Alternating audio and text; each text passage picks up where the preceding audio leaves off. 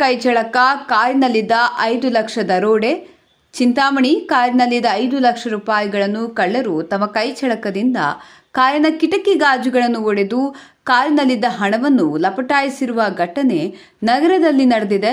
ನಗರದ ಯಾಜ್ಞವಲ್ಕ್ಯ ದೇವಾಲಯದ ಮುಂಭಾಗ ಈ ಘಟನೆ ನಡೆದಿದ್ದು, ನಗರದ ಪ್ರಭಾಕರ ಬಡಾವಣೆಯ ನಿವಾಸಿ ಈರುಳ್ಳಿ ವ್ಯಾಪಾರಿ ಕೃಷ್ಣಾರೆಡ್ಡಿ ಎಂಬುವವರೇ ಹಣ ಕಳೆದುಕೊಂಡಿರುವ ವ್ಯಕ್ತಿಯಾಗಿದ್ದು, ಇವರು ನಗರದ ಕೆನರಾ ಬ್ಯಾಂಕ್ನಲ್ಲಿ 5 ಲಕ್ಷ ರೂಪಾಯಿಗಳನ್ನು ಡ್ರಾ ಮಾಡಿಕೊಂಡು ಬಂದಿದ್ದು, ಈ ಸಂದರ್ಭದಲ್ಲಿ ಎನ್ಆರ್ ಬಡಾವಣೆಯ ರಸ್ತೆಯ ಪಕ್ಕ ಕಾರನ್ನು ನಿಲ್ಲಿಸಿ ತನ್ನ ಕೆಲಸ ಮಾಡುವ ಸಲುವಾಗಿ ಹತ್ತಿರದ ಸ್ಥಳಕ್ಕೆ ಹೋಗಿ ಬರುವಷ್ಟರಲ್ಲಿ ಕಳ್ಳರು ಕಾರಿನ ಕಿಟಕಿ ಗಾಜುಗಳನ್ನು ಒಡೆದು ಕಾರಿನಲ್ಲಿದ್ದ 5 ಲಕ್ಷ ರೂಪಾಯಿಗಳನ್ನು ಕಳ್ಳತನ ಮಾಡಿಕೊಂಡು ಪರಾರಿಯಾಗಿರುವುದಾಗಿ ತಿಳಿದು ಬಂದಿದ್ದು, ಘಟನೆಗೆ ಸಂಬಂಧಿಸಿದಂತೆ ಕೃಷ್ಣಾರೆಡ್ಡಿ ನಗರ ಪೊಲೀಸ್ ಠಾಣೆಯಲ್ಲಿ ದೂರನ್ನು ನೀಡಿದ್ದು, ಅದರಂತೆ ಪ್ರಕರಣ ದಾಖಲಿಸಿಕೊಂಡಿರುವ ಪೊಲೀಸರು ಸ್ಥಳಕ್ಕಾಗಮಿಸಿ ಪರಿಶೀಲನೆ ನಡೆಸಿದ್ದಾರೆ.